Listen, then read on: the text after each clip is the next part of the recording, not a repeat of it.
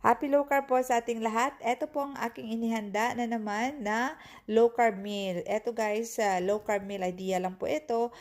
Sa inyo po kung ano po yung available at saka yung affordable na food na low carb food, yun po ang ihahanda ninyo. Hindi kailangan kapareho yung sa akin. Pero kung pwede naman na available dyan sa inyo, yan po ang ihahanda ninyo. Masarap po ito. Sa ito po, meron akong trout. Pinalitan ko yung aking salmon fish para makamura ko. Tapos soft-boiled eggs at saka sea bream. So, ito po yung aming protein. Tapos, ang aking low-carb fruit naman ay ang raspberries. Medyo pricey ito guys, pero okay lang kasi parang vitamins mo na rin sa katawan mo. Pangalagaan natin ang ating katawan para tayo masigla. Meron tayong avocado, cucumber, at saka konting melon. So, ayan guys. At saka meron pa palang eggplant. So, good for 4 person na ito guys. Hindi na ito mahal para sa 4 na katao na low-carb meal. So, ayan guys. Happy low carb. Stay healthy for every